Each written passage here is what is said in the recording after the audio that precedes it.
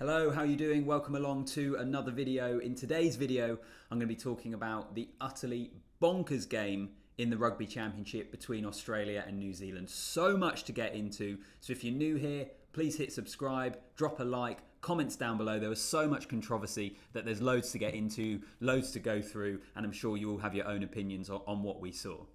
So to get into it, Australia 37, New Zealand 39. Incredible match, a scoreline that is as good as the match was, if that makes sense. It was a game which is arguably one of the great games of rugby, certainly one of the best games that I think we've seen internationally for the last few years. It went back and forth.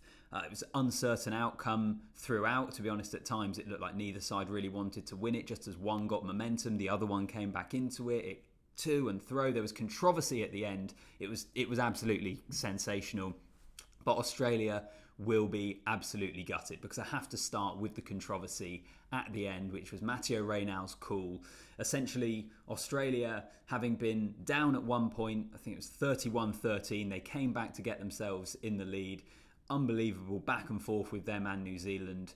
And then right at the end, New Zealand had the ball in the Australia 22, 5 metres from the try line. Australia turn it over. They get awarded a penalty, a free kick, and Matteo Reynau says you need to use it, need to kick it out, don't take too much time, and then overturns his decision, saying Australia took too much time and awarded it the other way to New Zealand. I'm still trying to get my head around it, as you can probably tell. It was a bonkers call. I've seen a lot of reaction to this as well, and generally I think the consensus is that it's incredibly harsh. In my job, I get the opportunity to watch an awful lot of rugby, and I've never seen this given as a call before. So to make that decision in a match of this magnitude, it's the Bledisloe Cup, it's the Rugby Championship, the game is on the line. To make that decision, I think Australia can feel ridiculously hard done by. I think it was a really, really harsh call and just shouldn't have been made in those circumstances. New Zealand ultimately got away with one, really. I think if he'd been consistent earlier in the game, and this was something we saw regularly, then you couldn't have any complaints. But the context of which the call was made is what I have a bigger issue with. I think if, as a wider point, time wasting and enforcing the amount of time teams are supposed to do things on a rugby pitch is actually something which would be a really positive step to see, and to see that happen more regularly. But to see it happen in this moment and in this sort of game, then it was just wrong to me. It felt like it shouldn't have happened. But as I say, if you look at other areas in the game where you're supposed to only use a certain amount of time, whether it be kicks at goal, whether it be particularly using it, the amount of times we hear referees shout use it, and then teams keep playing, they use way longer than the time they're supposed to. Again, if that gets penalised more often, I think that's a positive thing. But in this instance, it's a lone incident, and it just wasn't right ultimately. I also think that the match generally kind of highlighted the difference between how things are officiated between different nations. Over here in the UK, I was watching it on Sky Sports, but we get, I think it's the Stan Sport coverage in Australia, and often you hear commentators and pundits in the Southern Hemisphere sort of find calls different because things are refereed differently in different parts of the world. And I know the stereotype, of course, we had a French referee here, is always in France. It's very different as well. I think World Rugby and all the unions need to get together and make sure that the game is being officiated in the same way across the globe, really, because we consistently have matches where the breakdown might be interpreted differently in a certain country, or other things are interpreted in different sorts of ways, and it makes it really confusing for fans, it makes it confusing for players, and I think that's just something that's easy, that needs to be looked at really, and needs to improve. But in terms of this call, I think it was the wrong call. I think it was a really harsh call, but I do think that if we are going to start penalising teams for taking too long, then that's a positive thing in the game. But in this instance, it was just wrong, and it was the wrong time for that call to be made. So Australia, very, very unlucky. Moving on to the game more generally, as I said at the top of the video, I think it was two teams that almost looked like they didn't want to win the game, because New Zealand had a really positive start. Australia came back into it to get it to 10-all. They then went down to 13 men. Darcy Swain was yellow carded after immediately coming on. He was of course sent off in the series against England where he had that run-in with Johnny Hill. On this occasion he got penalised essentially for targeting the lower limbs of the jackler, and it looked really, really dangerous. Horrible on the replay. The New Zealander went off with an injury as well, so he needs to watch that. Arguably, I think you could argue that that was a red card. It was just a yellow, but anyway, Australia went down to 13. New Zealand then came back into it.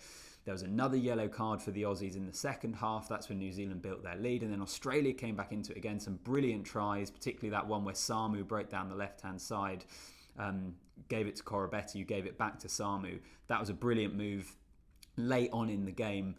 And Australia have so much to take out of this match, because this is the sort of game where in years gone by we'd have seen New Zealand put 20, 30, 40 points on them. This is a side that have more character, they have more quality, but they're still not quite getting over the line. Now, to a degree, that's because today they got a really harsh referee's call. Maybe on another occasion they would get the right call there and they'd have seen out that game, and it would have been one of the great Australian Bledisloe Cup victories. But on this occasion, it went against them. And we can't let New Zealand off the hook here either, by the way, as the sun comes out and probably blinds you. It's blinding me a little bit. I'm going to persevere.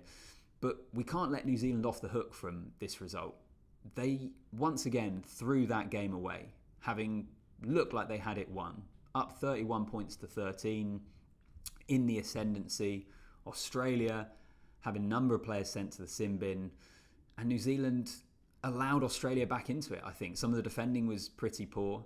I think, Ian Foster is breathing a big sigh of relief. So is Sam Cane and those New Zealand players, because they've been in for a lot of criticism recently, and some of it maybe has been a little harsh, but a lot of it has been valid, and there would have been a lot of valid criticism after this game if they had ended up losing it. So I think, let's just see how they go. It's going to be an intriguing match when the two meet next weekend in New Zealand. But the Kiwis, not out of danger by any means. Still a lot of question marks over the management, over the players, over how they're playing at the moment. So that's one to keep an eye on. And the final point I wanted to say was this game was happening in Melbourne in Australia at Marvel Stadium.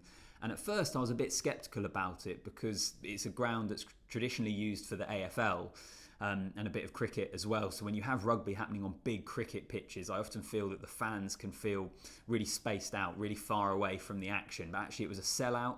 It looked like a brilliant occasion. The roof was closed. It almost had kind of Millennium Stadium in Cardiff vibes, which is one of the best atmospheres in world rugby.